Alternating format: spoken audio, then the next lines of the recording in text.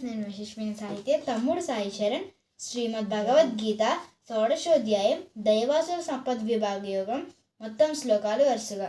శ్రీ భగవానువాచ అభయం సత్వ సంశుద్ధిః జ్ఞానయోగ వ్యవస్థితః దానం దమచ్చ యజ్ఞశ్చ స్వాధ్యాయస్తప ఆర్జవం అహింసా సత్యమక్రోధః త్యాగः శాంతిరపైశునం దయా భూతేష్వలో లుప్త్వం మార్దవం హ్రీరచాపలం ద్వేషక్షమా ధృతిః శౌచం అద్రోహో నాతిమానితా భవంతి సంపదం దైవీం అభిజాతస్య భారత దంభో దర్పోభిమానశ్చ క్రోధః పారుష్యమేవ చ అజ్ఞానం చాభిజాతస్య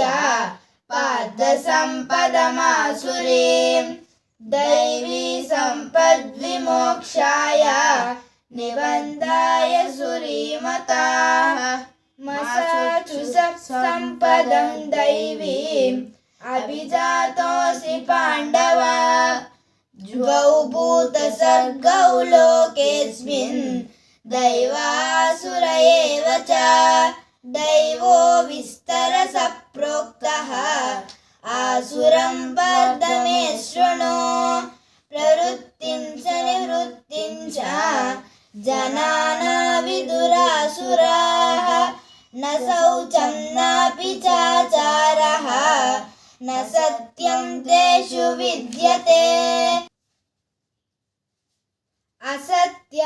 అసత్యమప్రతిష్టంతే జగదాహురనీశ్వరం అపరస్పర సంభూతం కిమన్యత్ కామహైతుకం ఏతాం దృష్టిమవష్టభ్యః నష్టాత్మానోల్పబుద్ధయః ప్రభవంత్యుగ్రకర్మాణః క్షయాయ జగతో హితాః కామమాశ్రిత్య దుష్పూరం దంభమానమదాన్వితాః మూఢ్గాద్ గృహీత్వ సగ్రాహాన్ ప్రవర్తంతే శుచివ్రతాః చింతామపరిమేయాञ्च ప్రళయాంతాముపాశ్రితాః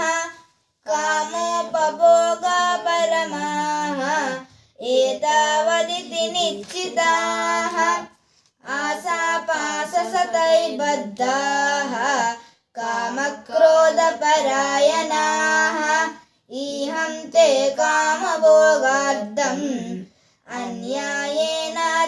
అన్యాయేనార్థసంచయాన్ ఇదమద్య మయా లబ్ధం ఇమం ప్రాప్యే మనోరథం ఇదమస్తిదమపి మే భవిష్యతి పునర్ధనం అసౌ మయా హతః శత్రుః హనిష్యే చాపరానపి ఈశ్వరోహమహం భోగి సిద్ధోహం బలవాన్ సుఖీ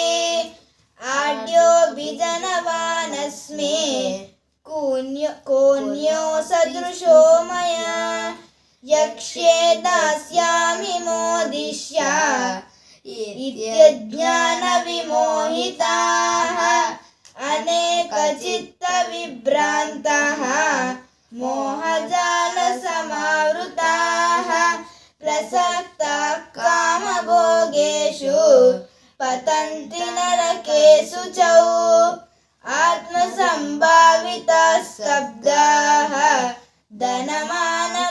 ధనమానమదాన్వితాః యజంతే నామ యజ్ఞైస్తే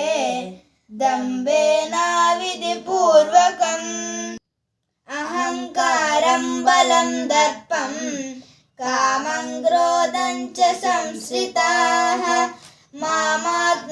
మామాత్మపరదేహేషు ప్రద్విషంతోऽభ్యసూయకాః తానహం ద్విషతః క్రూరాన్ సంసారేషు నరాధమాన్ క్షిపామ్యజహసహం शुभान् आसुरीष्वेव योनिषु आसुरीं योनिमापन्ना मूढा जन्मनि जन्मनि मामप्राप्यैव कौन्तेय ततो यान्त्यधमां गतिं त्रिविधं नरकस्येदं द्वारं नाशनमात्मनः कामं क्रोधस्तथा लोभः तस्मादेतत्त्रयं त्यजेत् एतैर्विमुक्तः कौन्तेय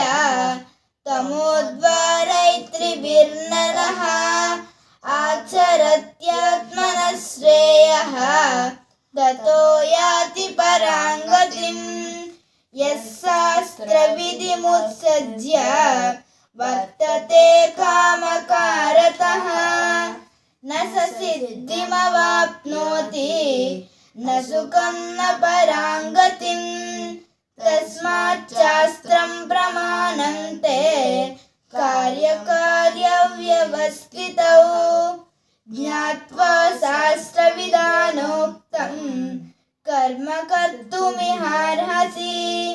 ॐ तत्सत्। इति श्रीमद्भगवद्गीतासु उपनिषत्सु ब्रह्मविद्यायां योगशास्त्रे श्रीकृष्णार्जुनसंवादे दैवासुरसम्पद्विभागयोगो नाम షోడశోధ్యాయః। హాయ్ ఫ్రెండ్స్, నేను యశస్విని సాహిత్య. ఈ వీడియో మీకు నచ్చినట్లయితే లైక్ చేయండి, కామెంట్ చేయండి, ఆసక్తి ఉన్న వారికి షేర్ చేయండి. ఇప్పటి వరకు సబ్స్క్రైబ్ చేసుకోని వారు ఎవరైనా ఉన్నట్లయితే దయచేసి సబ్స్క్రైబ్ చేసుకోగలరు. ఓం శ్రీకృష్ణ పరబ్రహ్మణే నమః.